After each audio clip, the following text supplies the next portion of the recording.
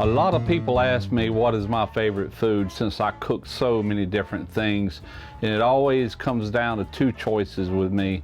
That's either seafood that I grew up around or pizza. I have loved pizza for as long as I can remember, and I love making them as well. As many of you know, I do have a new pizza oven. It's the Fontana Mangiafuoco, so therefore I do plan on hammering out some pizza videos over the next while, along with some other things that the pizza oven can be used for. But today I'm doing a Chicago style pizza. It's a Tavern style. It's not the deep dish Chicago pizza that they're famous for. This one here is more famous among the people that actually live in Chicago. It's a Chicago Tavern style thin crust pizza coming up right now. So this pizza is not so much about the toppings or the sauce, because like any other city, there's a lot of different places throughout Chicago that does this style of pizza, and they're going to have their own variations. But what it's more about is the actual crust. It is a really thin crust, crispy pizza, and I absolutely love those. Those are my favorites. So we're going to start with the recipe here, and I will have the recipe in the description if you don't follow along now. But this is 375 grams of all-purpose flour, and I said, hey, if I'm going to do Chicago style pizza, why not use what they use mainly in Chicago? This is Sarasota all-purpose flour. This is unbleached flour, and a lot of places right there in Chicagoland use this particular flour, so that's what I'm going with. I had to order it, couldn't find that local to me. But anyway, 375 grams into a food processor. Into that, I've got 1 teaspoon. This is a rapid rise yeast or an instant yeast. Throwing that in. I've got 1.5 teaspoons of sugar, just white sugar. And I also have 1 teaspoon, this is sea salt. Do not use an iodized salt. You can use table salt, but use a plain table salt, or in my case, I'm using a sea salt. All right, let's go ahead and get our top on this. Give this a quick spin.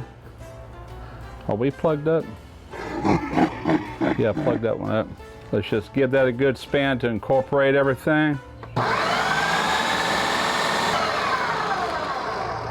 So this is going to be what I call a dry dough.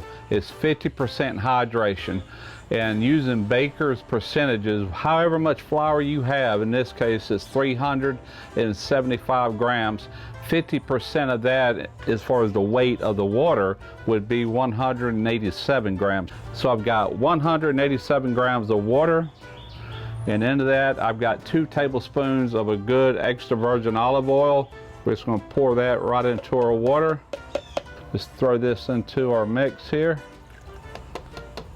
So this food processor does have a dough setting.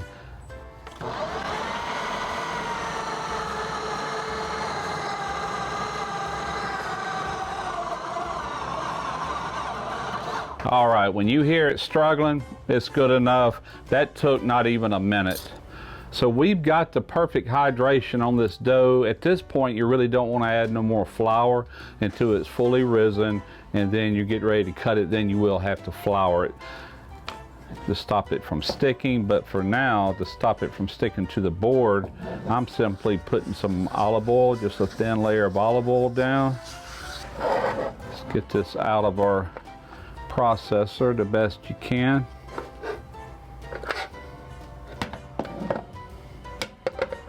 Pretty good.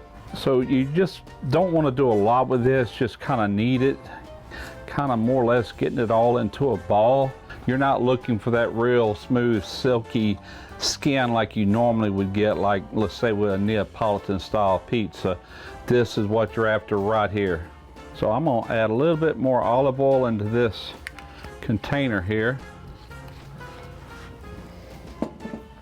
Rub that in with my fingers.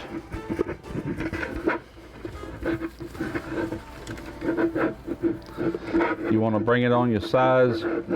It's not going to be a real sticky dough, but you still want to oil it. We're going to pop that in the middle. Right down, we just want to stretch some plastic wrap over it. And that's it. We're literally just going to let this hang out right here for the next 2.5 hours. You see the size of it. When we return, it should be twice that size. While we're waiting on this dough to rise, the 2.5 hours, I figured I'd go ahead and make the sauce. That'd give it a couple hours to kind of marry and mingle and all the flavors get to know each other. Very simple. It's going to be a thick and hearty sauce, and that's what you want on these thin and crispy. You don't want it super wet. Let me show you how I do it. First off, I've got 10 ounces of tomato puree, and into that I've got 6 ounces, 1 can of tomato paste. I was gonna do the little trick where you cut the bottom out and you push it all out, but hey, spoon works good too, right? All right, into this, we're gonna add 1 teaspoon of sugar, and I'm just using this right here. It's close enough, 1 teaspoon. We're gonna add a pinch of salt, probably about 1/4 teaspoon here, something like that. Now, this recipe, I've done it before. I did it on the St. Louis pizza I did a few years ago. And in that video, I used oregano and basil. But what I'm using in this video is this Spicewalla Amore pizza seasoning. I've used this in the past, and I absolutely love this stuff. And I'm not sponsored by this company. I bought and paid for this, found them online. But just to give you a clue real quick what's in it, it's garlic, onion, basil, salt, thyme, marjoram, oregano, rosemary, and red pepper. So it's got you covered on all the flavors. And I like, for this amount of sauce, and I'm just winging this, I'm gonna say about 1.5 of those right there. That's probably, if I had to guess, that looks like about 3 teaspoons or tablespoons, maybe a little bit more in it. It's really to taste. Now that does have garlic already, so I want to go in with maybe just 1/2 of one of these teaspoons here. And that's everything. All I want to do at this point is just take this, and I'm gonna have to, I'll probably swap over to a whisk, but I've got to work this sauce in with this paste and get everything well incorporated to where everything's nice and blended together, and it will be really thick when it's all said and done. Right now I think you can see what I'm talking about. Look how thick and hearty that is. That's what I'm looking for. Pop us a lid on this. We'll be back once our dough is ready. So I'm getting my pizza oven up to 500 degrees. I don't think I've ever showed it, but I do have a grill that came with this pizza oven. Like if I wanted to do steak or something like that, you put the fire on it, you grill your steak, and I will be showing that at some point. But today I'm using it strictly just to mount a thermometer, because this has a thermometer over here, and I have a laser thermometer that I actually shoot my stone with, my deck, but I want to know kind of what the air temperature is right there. So that's the reason I put that thermometer. I'm looking for 500 degrees deck temperature. I'm looking for 500 degrees just in that general area. That's where the pizza's going, is where this grate is. That was kind of my last minute ingenuity, because I would like to be able to monitor this more than just over here, and with the laser I'm actually getting the air temperature there. Just, I'm still learning this oven, so you know, you got to do what you got to do. But so you know, I am using a ThermoPro. It's a 2-wire wired thermometer. It does have a remote control that's good up to 500 feet. If you're in the market for a thermometer, instant read, wire thermometer, wireless thermometer, they have a lot to choose from. You can use my link that's in the description box and use my code Smoky Ribs BBQ. You'll get 25% off your total order. Our oven is dialed in at 500 degrees. My deck is like 520. We're just right. We have been going about 2.5 hours, and as you can see, that's about twice the size it was. So I want to just put this dough right here. I got some flour down, floured surface. Let me get rid of this. Just right off the bat, what I want to do is just cut it in half. Doesn't have to be exact. We're pretty much just cutting right down the middle here. Kind of making a disc here. The Chicago style pizza, the Tavern style, is a rolled out pizza. A lot of it really depends on the kind of pizza. If I'm doing Neapolitan style, it's all done with hand stretching and everything. But there are a number of pizzas that are rolled out, and most of your restaurants use like a dough sheeter. And I know not everybody has a dough sheeter. I do happen to have one, and that's what I'm going to use. And I'll show you this dough sheeter in case you're interested. You're not going to find one this cheap anywhere. Okay, so this is it. It's made by EVOO, and it's really big, but it's not impossible. It's commercially built. It's built to commercial specs, but it's consumer friendly, especially with the price. If you're interested in something like this, then there's a link in the description box to this. But keep in mind, this is not just for pizzas. You know, I mean, you could do literally pie crust, you could do pasta dough, you could do dumplings in this.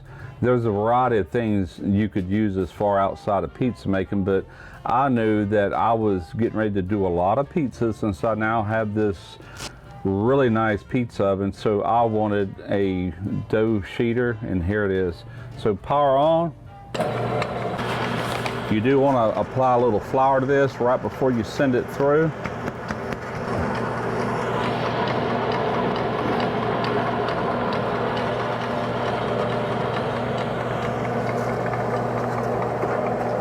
Now I've got a 12-inch pizza pan here, and all I want to do is just lay this dough. And by the way, these sheeters do not make it perfectly round.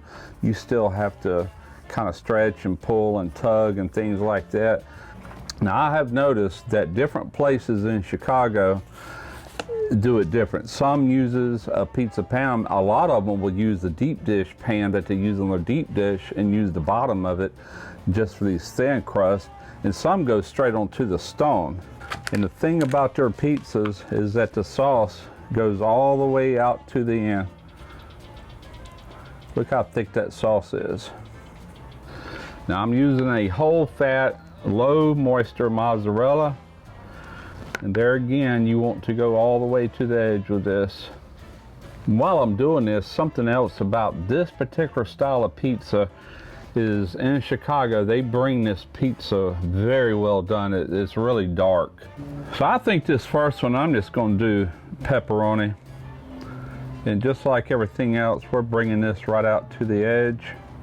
I mean, who doesn't like pepperoni? I know everybody here will eat it with no complaints. On the next one, I'll probably do pepperoni and half black olives. But there again, you can put anything your heart desires. Speaking of pepperoni, who would like to see me do a video at some point? I'm not going to say right away, but who would like to see that? Let me know in the comments. We're going to push it in about right here. Now, like any other pizza in this oven, you got heat wrapping around, and I will have to spin this probably halfway through. I'm thinking maybe 12 minutes on this pizza. I'll keep an eye on it.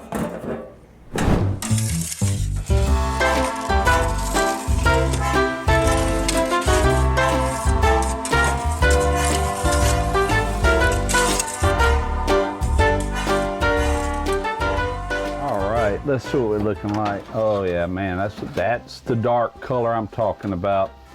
You got your cheese near the end that chars up a little bit on you. All right, let me get this out of here. So let's just transfer that on here.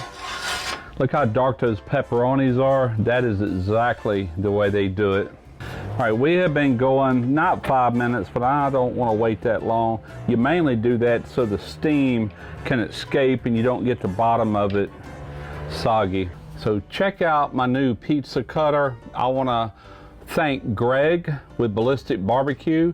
He's seen where I got that new pizza oven, and he sent me this. He said, hey man, I want to send you this cool pizza cutter, and buddy, he did. So we're going to try it out here and see how it does on this Chicago style thin crust pizza. The way they do it there in the pubs and the taverns is they'll cut through it, and then they do square pieces. This is pub style, just like that.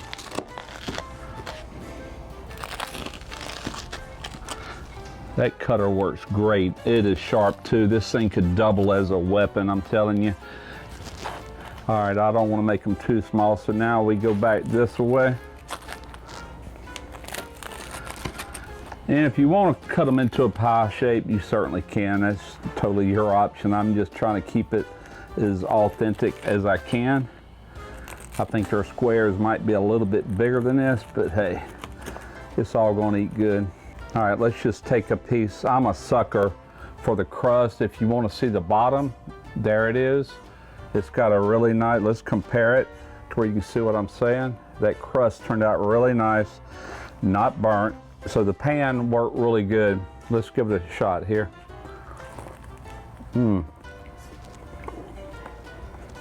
Oh boy. That's really good. It's really thin. All right, let's see if you can see how thin that really is. And it holds up. I mean, that's a small piece obviously, but even if it was a big piece, it would definitely hold up under its own weight. That is so good. But I hope y'all have enjoyed this video. Let me know how I did in the comments. I've never actually had the real deal thin crust tavern style Chicago pizza, but I plan on doing more of these type videos in the future, basing it strictly on what I can see and what I can hear and what I can learn from it. So if you got any tips on something I did wrong or whatever, hey, put them in the comments. I'm all ears. Hope y'all enjoyed it. I'm Russ Jones with Smoky Ribs Barbecue.